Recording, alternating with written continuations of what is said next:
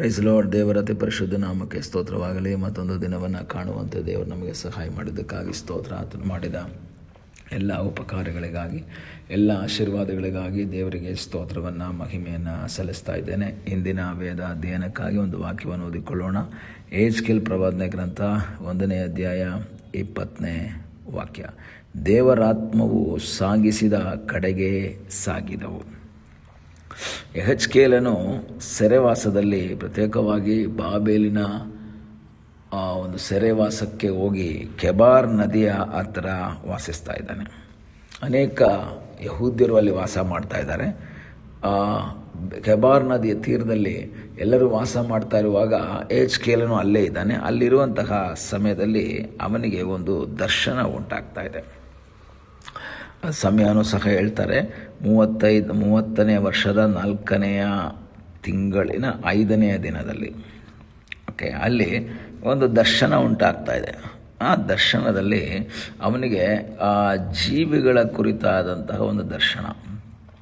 ನಮಗೆ ಅದರ ಆ 2ನೇ ವಾಕ್ಯದಿಂದ ಓದ್ತಾ ಬರುವಾಗ ಆತನು ಕಂಡಂತಹ ದರ್ಶನಗಳನ್ನು ನೋಡ್ತೀವಿ. 4 ಜೀವಿಗಳ ಒಂದು ದರ್ಶನ ಅವನ ಬರ್ತಾ ಇದೆ.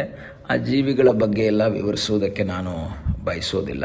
ಅಲ್ಲಿ ಆ ಜೀವಿಗಳು ಮುಂದೆ ಹೋಗ್ತಾ ಇರಬೇಕಾದ್ರೆ ಅಲ್ಲಿ ಏನು ಹೇಳ್ತಾ ಇದೆ, ಅವು ದೇವರಾತ್ಮನು ಸಾಗಿಸಿದ ಕಡೆಗೆ ಸಾಗಿದವು. 12ನೇ ವಾಕ್ಯದಲ್ಲಿ ಓದ್ತೇವೆ, ಆ ಜೀವಿಗಳೆಲ್ಲ ಹೊರಟ ಮುಖವಾಗಿಯೇ ಹೋಗುತ್ತಿದ್ದವು, ದೇವರಾತ್ಮವು ಸಾಗಿಸಿದ ಕಡೆಗೆ ಸಾಗಿದವು. ನಾನು ಜಸ್ಟ್ ಆ ಒಂದು ವರ್ಡಲ್ಲಿ ಇಟ್ಕೊಂಡು, ಆ ಸೆಂಟೆನ್ಸಲ್ಲಿ ಇಟ್ಕೊಂಡು ನಾನು ಮಾತಾಡೋಕ್ಕೆ ಇಷ್ಟಪಡ್ತೇನೆ. ದೇವರಾತ್ಮವು ಸಾಗಿಸಿದ ಕಡೆಗೆ ಸಾಗಿದವು. ಅದರ ಅರ್ಥ, ಈ ಜೀವಿಗಳು ಹೋಗ್ತಾ ಇದೆ, ತಮ್ಮದೇ ಆದಂತಹ ಇಷ್ಟದಲ್ಲಿ ಎಲ್ಲ ಹೋಗ್ತಾ ಇರೋದು, ತಮ್ಮದೇ ಆದ ಮಾರ್ಗದಲ್ಲಿ ಅಲ್ಲ ಹೋಗ್ತಾ ಇರೋದು. ದೇವರಾತ್ಮ ಎಲ್ಲಿಗೆ ಕಳಿಸ್ತಾ ಇದೆಯೋ, ದೇವರಾತ್ಮ ಎಲ್ಲಿಗೆ ಸಾಗಿಸ್ತಾ ಇದೆಯೋ, ಅಥವಾ ದೇವರಾತ್ಮ ಯಾವ ರೀತಿ ಗೈಡ್ ಮಾಡ್ತಾ ಇದೆಯೋ ಆ ಮಾರ್ಗದಲ್ಲಿಯೇ ಇದು ಹೋಗ್ತಾ ಇದೆ. ಈ ಬೆಳಗ್ಗೆ ವಾಕ್ಯವನ್ನು ಕೇಳುವಂತಹ ದೇವರ ಮಕ್ಕಳೇ, ನಿಮ್ಮ ಜೀವಿತದಲ್ಲಿ ದೇವರು ನಮ್ಮಿಂದ ಬಯಸುವಂಥದ್ದೇನೆಂದರೆ, ನಾವು ದೇವರಾತ್ಮನು ಸಾಗಿಸುವಂತಹ ಮಾರ್ಗದಲ್ಲಿಯೇ ಮುಂದೆ ಸಾಗಬೇಕು.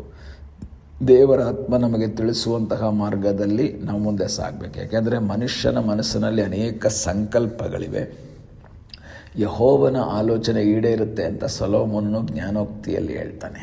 ಅದೇ ರೀತಿಯಲ್ಲಿ ಅನೇಕ ವ್ಯಕ್ತಿಗಳು ತಮಗಿಷ್ಟ ಬಂದ ಹಾಗೆ ತಮ್ಮ ಚಿತ್ತದ ಮೇರೆಗೆ ಮುಂದೆ ಸಾಗುವಂತಹ ಅನುಭವಗಳನ್ನ ನೋಡ್ಬೋದು. ಆದರೆ ನಿಮ್ಮ ಜೀವಿತದಲ್ಲಿ ಯಶಸ್ಸನ್ನು ಕಾಣಬೇಕು ಅಂದರೆ, ಅದ್ಭುತವನ್ನು ಕಾಣಬೇಕು ಅಂದರೆ, ಜಯಶಾಲಿಗಳಾಗಿ ನಾವು ನಿಲ್ಲಬೇಕು ಅಂದರೆ, ದೇವರು ನಮ್ಮಿಂದ ಬಯಸುವಂಥದ್ದೇನು ಅಂದರೆ, ನೀವು ದೇವರು ನಮಗನ್ನು ಮಾರ್ಗ ತೋರಿಸುವ ಹಾಗ, ಅದೇ ರೀತಿಯಲ್ಲಿ ದೇವರಾತ್ಮನು ನಮ್ಮನ್ನು ಸಾಗಿಸುವಂತಹ ಅನುಭವದಲ್ಲಿ ನಾವು ಮುಂದೆ ಸಾಗುವುದಕ್ಕೆ ತಯಾರಾದರೆ ಅದು ನಮ್ಮ ಜೀವಿತದಲ್ಲಿ ಅದ್ಭುತಕ್ಕೆ ಕಾರಣವಾಗುತ್ತೆ. ಈ ಬೆಳಗ್ಗೆ ಕರ್ತನಿಗೆ ಹೇಳೋಣ, ಕರ್ತನೆ, ನನ್ನ ಜೀವಿತದಲ್ಲಿ ನೀನು ಸಾಗಿಸುವಂತಹ ಕಡೆಗೆ ನಾನು ಸಾಗುವ ಹಾಗೆ ದೇವರೇ ಸಹಾಯ ಮಾಡು. ನಿನ್ನ ಮಾರ್ಗದಲ್ಲಿಯೇ ನಾನು ನಡಿಬೇಕಪ್ಪ, ನಿನ್ನ ಚಿತ್ತದ ಮೇರೆಗೆ ನಾನು ಮುಂದೆ ಸಾಗಬೇಕು ಎಂಬುದಾಗಿ ದೇವರ ಸನ್ನಿಧಾನದಲ್ಲಿ ಪ್ರಾರ್ಥನೆ ಮಾಡೋಣ. ಪೌಲನ ಒಂದು ಸೇವೆಯ ವಿಷಯವನ್ನು ನೋಡುವಾಗ, ಸೆಕೆಂಡ್ ಮಿಷನರಿ ಜರ್ನಿಯಲ್ಲಿ ಆತನು ಮುಂದೆ ಸಾಗ್ತಾ ಹೋಗಬೇಕಾದ್ರೆ ಆಸ್ಯ ಸೀಮೆಯಲ್ಲಿ, ನೀವು ಅಪೊಸ್ತಲ ಕೃತ್ಯ 16ನೇ ಅಧ್ಯಾಯ ಓದಿದ್ರೆ ಗೊತ್ತಾಗುತ್ತೆ, ಆಸ್ಯ ಸೀಮೆಯಲ್ಲಿ ದೇವರ ವಾಕ್ಯವನ್ನು ಮಾತಾಡಬೇಕೆಂಬ ಉದ್ದೇಶ ಪೌಲನಿಗಿರುತ್ತೆ. ಆಸ್ಯ ಸೀಮೆಗೆ ಹೋಗುವುದಕ್ಕಾಗಿ ಅವನು ಪ್ರಯತ್ನ ಮಾಡಿದಾಗ ದೇವರ ಆತ್ಮ ಅವನಿಗೆ ಹೇಳುತ್ತೆ, ಆಸ್ಯ ಸೀಮೆಗೆ ನೀನು ಹೋಗಬೇಡ, ಆಸ್ಯ ಸೀಮೆಗೆ ಹೋಗಬೇಡ ಅಂತ ಹೇಳಿದಂಥ ಸಮಯದಲ್ಲಿ ಅವನು ಅಲ್ಲಿಂದ ಬಿಥುನ್ಯಕ್ಕೆ ಹೋಗುವಂತಹ ಪ್ರಯತ್ನ ಮಾಡ್ತಾನೆ. ಬಿಥುನ್ಯಕ್ಕೆ ಹೋಗುವಂತಹ ಪ್ರಯತ್ನ ಮಾಡಿದಾಗ ದೇವರ ಆತ್ಮ ಹೇಳುತ್ತೆ, ಅಲ್ಲಿಗೂ ನೀನು ಹೋಗಬೇಡ ಅಂತ ಹೇಳುತ್ತೆ.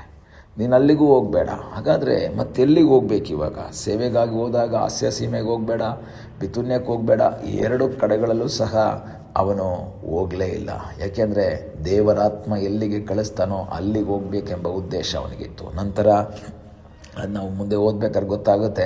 ರಾತ್ರಿ ಸಮಯದಲ್ಲಿ ಮಕ್ಕದೋನ್ಯದಿಂದ ಒಬ್ಬನು ಕರೀತಾ ಇದ್ದಾನೆ ಸಹಾಯಕ್ಕಾಗಿ. ಆಗ ಅಲ್ಲಿಂದ ಫಿಲಿಪ್ಪಿಗೆ ಹೋಗ್ತಾರೆ. ಫಿಲಿಪ್ಪಿಗೆ ಹೋಗಿ ಅಲ್ಲಿ ಸುವಾರ್ತೆಯನ್ನು ಸಾರ್ತಾರೆ. ಲುದ್ಯಳ ಕುಟುಂಬ ಯೇಸುಸ್ವಾಮಿನ ಕಂಡುಕೊಳ್ಳುತ್ತೆ. ಸಮಸ್ಯೆ ಆಗುತ್ತೆ. ಸೆರೆಮನೆಗೆ ಹೋಗ್ತಾರೆ. ಸೆರೆ ಯಜಮಾನ ಯೇಸುಸ್ವಾಮಿನ ಕಂಡುಕೊಳ್ತಾನೆ.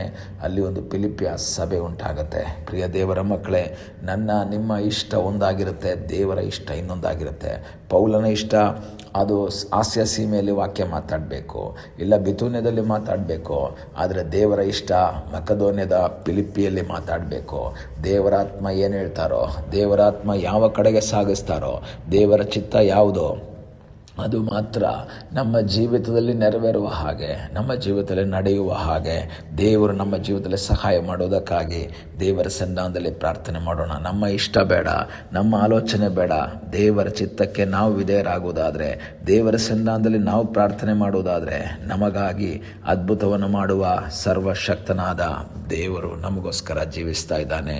ಹೌದು, ದೇವರು ನಮ್ಮಿಂದ ಬಯಸುವಂಥದ್ದು ನಾವು ದೇವರಾತ್ಮನು ಸಾಗಿಸಿದ ಕಡೆಗೆ ಸಾಗುವವರಾಗಬೇಕು.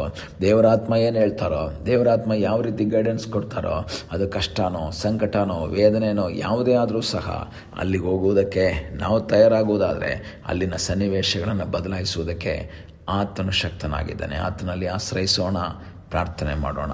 ನಮ್ಮನ್ನು ಬಹಳವಾಗಿ ಪ್ರೀತಿ ಮಾಡುವ ಪರಲೋಕದ ತಂದೆಯಾದ ದೇವರೇ, ಈ ಬೆಳಗ್ಗೆ ನಿನ್ನ ಸನ್ನಿಧಾನದಲ್ಲಿ ನಮ್ಮನ್ನೇ ಸಮರ್ಪಿಸುವರಾಗಿದ್ದೇವೆ. ನಿನ್ನ ಕೃಪೆ, ನಿನ್ನ ಆಶೀರ್ವಾದ, ನಿನ್ನ ಸಾನ್ನಿಧ್ಯ ನಮ್ಮೆಲ್ಲರ ಸಂಗಡ ಇರುವುದಕ್ಕಾಗಿ ಸ್ತೋತ್ರ. ನೀನು ನಮ್ಮ ಜೊತೆಯಲ್ಲಿರುವುದಕ್ಕಾಗಿ ನಿನಗೆ ಸ್ತೋತ್ರ. ನೀನು ಮಾಡಿದ ಅದ್ಭುತಗಳಿಗಾಗಿ ಸ್ತೋತ್ರ. ನಿನ್ನ ಆತ್ಮನ ಸಾನ್ನಿಧ್ಯದಲ್ಲಿ ಮುಂದೆ ಸಾಗುವಂತೆ ಸಹಾಯ ಮಾಡು. ಪ್ರಾರ್ಥನೆಯನ್ನು ಕೇಳಿದ್ದಕ್ಕಾಗಿ ಸ್ತೋತ್ರ.